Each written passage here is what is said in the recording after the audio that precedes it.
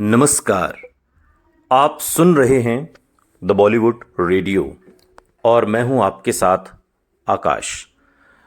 दोस्तों, किस्सा आज बॉलीवुड के सबसे खूंखार विलन अमरीश पुरी साहब का है। अमरीश पुरी और आरएसएस यात्रा का है।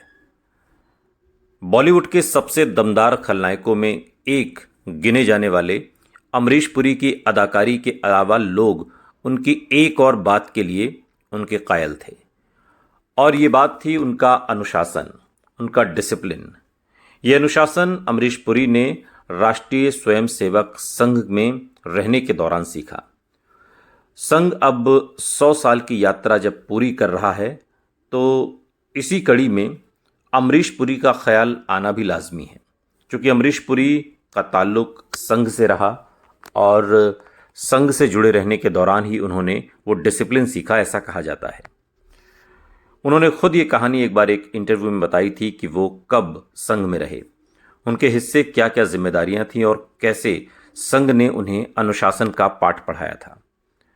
अमरीश पुरी जीवन भर फिल्मी पर्दे पर जितने बुरे किरदार निभाते आए, आखिरी दिनों में उसके एकदम उलट किरदार उन्होंने किए। लोगों ने उनकी ज़बरदस्त एक्टिंग के चलते उन किरदारों को भी खूब पसंद किया। दिलवाले दुल्हनिया ले जाएंगे कि बाबूजी को लोग भूले नहीं हैं, लेकिन फिल्मी दुनिया के लोग अमरीश पुरी को दो बातों के लिए ज़्यादा मानते हैं।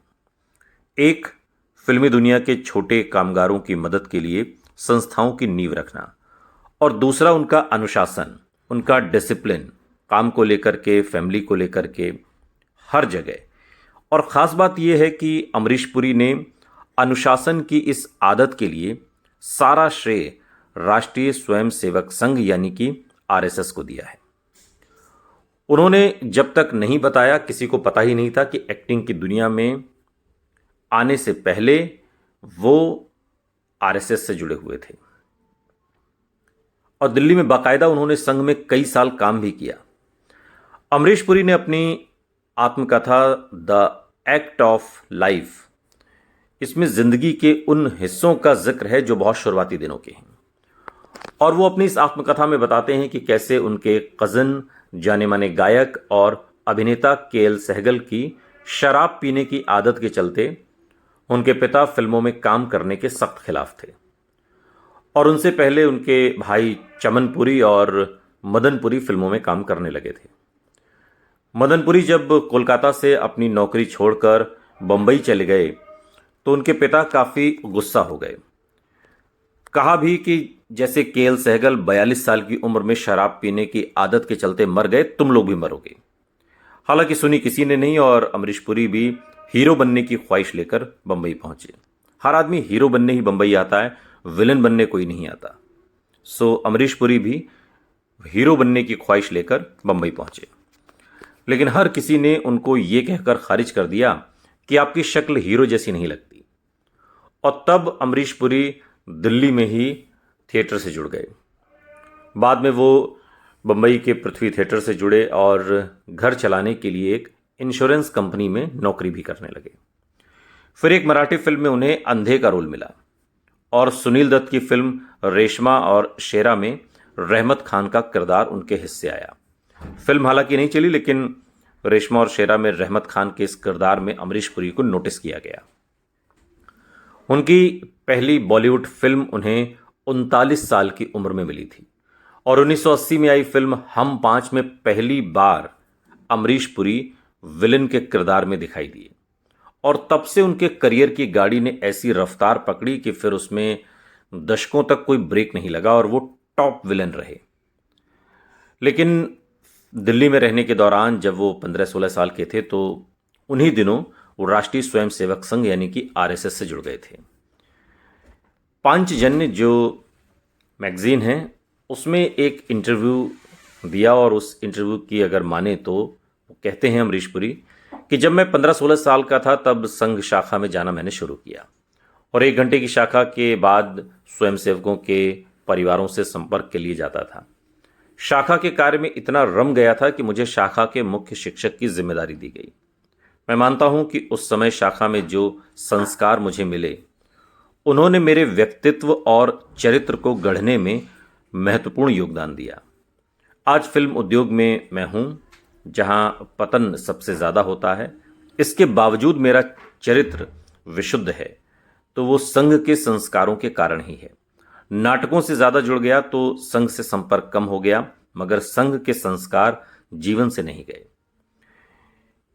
ये इंटरव्यू के दौरान अमरीश पुरी ने तमाम बातें कहीं और अमरीश पुरी ने इस दौरान संघ से अपनी नज़दीकियों का राज भी खोला। उन्होंने बताया कि कैसे बतौर मुख्य शिक्षक उनके जिम्मे शाखा में ट्रेनिंग देने का काम था और इसी अनुशासित जीवन ने उनको सैनिक की तरह अनुशासित बना दिया।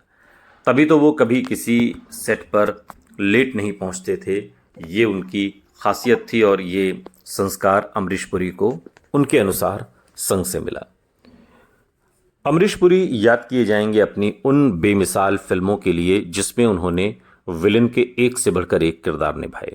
मोगेम्बो भला 90s के दशक के बच्चे या बड़े भी नहीं भूल पाएंगे उस किरदार को। और ये एक लंबी लिस्ट है, दामिनी का डॉक्टर चड्ढा हो या फिर हम 5 फिल्म का वो ठाकुर विलन, ऐसे ढेरों किरदार हैं जिन्हें अमरीश पुरी ने अमर कर दिया। लेकिन सिर्फ विलन के ही किरदार में अमरीश पुरी ने जान नहीं डाली। अमरीश पुरी ने कई ऐसे पॉजिटिव किरदार भी निभाए जिसके लिए वो हमेशा याद किए जाएंगे। उन्होंने 2000 के दशक में कई ऐसी फिल्में की जिसमें वो सकारात्मक किरदार में दिखाई दिए और इसके अलावा भी जब आप बाद के दिनों में उनकी फिल्मों में आते हैं तो वो आपको कॉमेडी करते हुए भी दिखाई देंगे। और अमरीश पुरी अपनी कॉमेडी की कॉमिक टाइमिंग के लिए भी जाने गए और उन्होंने साबित कर दिया कि एक बेहतरीन एक्टर न सिर्फ अच्छा विलन के किरदार में ही रम सकता है बल्कि वो सामान्य रोल भी कर सकता है, वो कॉमेडी भी कर सकता है और वो हर उस तरह के किरदार कर सकता है जो डिमांड में हो, यानी कि जिसकी डिमांड उससे की जाए। आप अमरीश पुरी साहब की फिल्में देखेंगे तो आपको वो डिफरेंट शेड्स नज़र आएंगे और ख़ासकर जो उनका कैरेक्टर था और उसके अनुसार जो उनका ड्रेसिंग सेंस या उनका जो ड्रेस डिज़ाइनर जिस तरह के होते थे, चाहे अगर आप हातिम ताई का वो जादूगर याद करेंगे, जादूगर कमलाग, तो उसमें अमरीश पुरी एक अलग गेटअप में नज़र आते हैं। और इसी तरीके से जो अमरीश पुरी की फिल्में हैं वो कहीं ना कहीं आम लोगों को उनसे कनेक्ट करती हैं अपने उस किरदार में डाली गई उस पूरी जिम्मेदारी के साथ जो वो किसी भी किरदार के अंदर जान फूंकने में लगा देते थे। तो अमरीश पुरी इसलिए भी याद किए जाएंगे कि उन्होंने अलग अलग तरीके के किरदारों को बहुत संजीदगी से जिया कि जिस किरदार को किया उसी से आपको मोहब्बत हो जाए। सुनते रहिए द बॉलीवुड रेडियो, सुनता है सारा इंडिया।